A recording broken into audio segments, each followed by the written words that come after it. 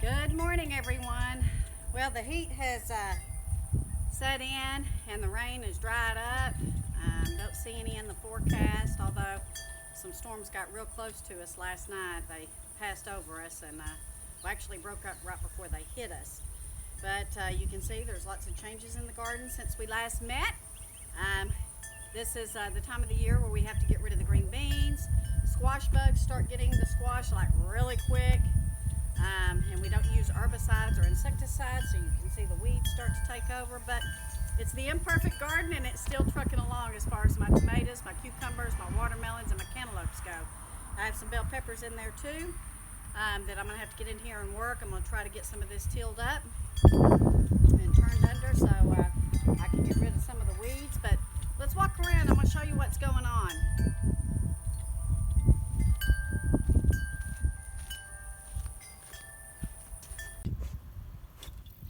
Tomatoes are popping. So I got out here and pruned them this morning, guys. Got them off the bottom. So I'm hoping that these all start to ripen so that I can do some canning with them. But they are looking really great. Let's come over here and look at another one. Look at the size of these. Covers my whole hand, and you can see I got quite a few in there. So my goal is to try to keep these alive and growing until September, because once the cool temperatures come in, they'll start flowering again. But you know what? We've had temperatures in the low 70s every single night. So we have been able to take advantage. The plants have just done really wonderful. I know they look a little harried, guy, but I'm letting them go. I did do some pruning back, and I will do some more pruning. Look at this one. Holy mackerel. Look at the size of that tomato.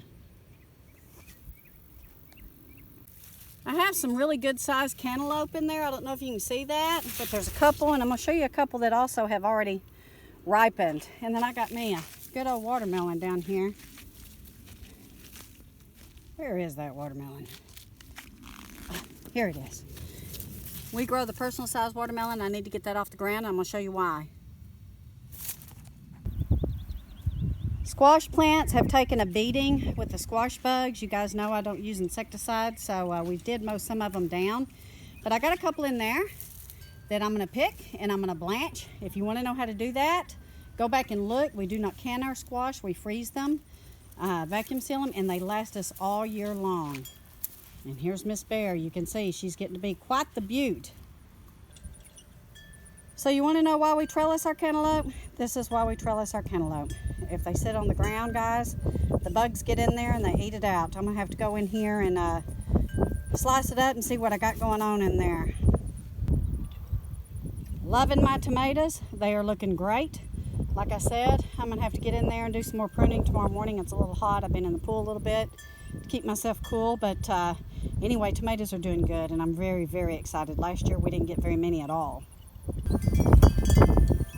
Since I fertilized the tomato bushes a couple of weeks ago, they have really popped. You can see they're doing real good. I got in here yesterday and did some pruning. My goal is to keep this alive, keep my tomato plants alive through the rest of July and August, because they will start producing again in September, and we might get us another small batch. This tomato vine bush has just, oh my gosh, it's producing the biggest tomatoes. I've had these one other year and they did excellent, and they did good this year as well. Again, since I fertilized them, everything has just really done good for the tomatoes. So I should have a good batch of these coming up real soon. This is another bush that's producing huge tomatoes. It's the same variety. Look at that. Real excited about these. Need to get this piece of dead thing off of there. We have some nice sized cantaloupe in here. I got me a good watermelon down there, if you can see. So these vines are starting to get dried out too. Again, we'll get what we can. I know the weeds look terrible, guys, but I'd rather have the weeds than put any kind of herbicide on my my vegetables and my fruits that I'm going to eat. and I'm okay with it, and it just goes to show you that the imperfect garden will still grow. Tomatillos are doing great. I have quite a few in there I'm going to have to pick here this morning, and these are so delicious. I couldn't believe how great these are just on the side. So we took out our zucchini and some of our squash plants. We'll take out the rest of them probably today. Green beans burned up. And guess what? We kind of had a year without zucchini. I maybe got 6 or 7 zucchinis off my plants. Did some looking around as to why. I think we got a lot of rain at first, but you can see my squash plants are about gone too. Still have some fruits in there I might have to get, and I will blanch and freeze those today. But look, squash bugs just really devoured them. So these have got to come up. My pear tree is just overloaded, guys, with pears, so I'll be canning some pears as soon as these are ready. I did take one down the other day and taste it, and it's not quite ready yet, but in a couple of weeks they should be. It is weighted down. I've never seen my pear tree do this good, but let me show you what's going on with the pomegranate. Nothing is going on with the pomegranate tree. We did not get one flower, one pomegranate.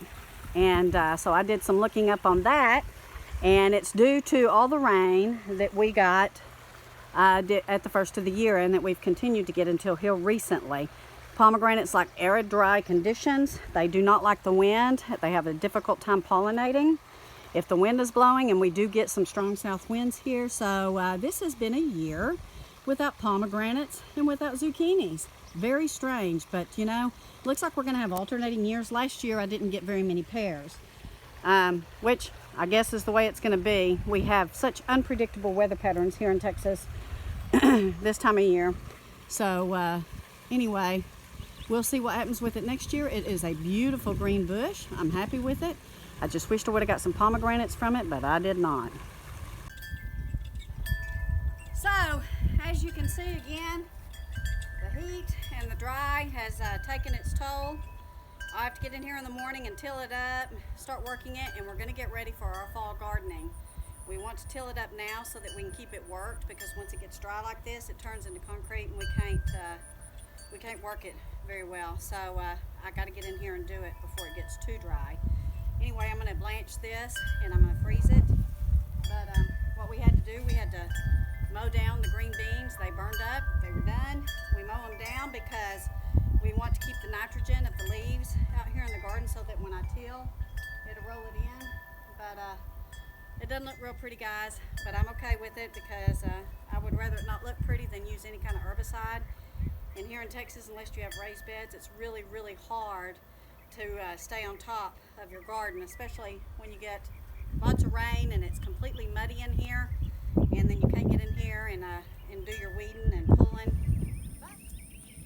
So in closing today, you can see that my gardening season is coming to an end for our spring and summer garden, although I will keep the tomato vines alive as best as I can until the fall comes. And guess what's coming up?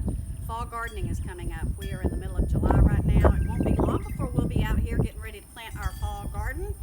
But anyway, we hope that you enjoyed this video. If you did, we ask that you subscribe to our channel and click that like button. Stay tuned. We got lots more videos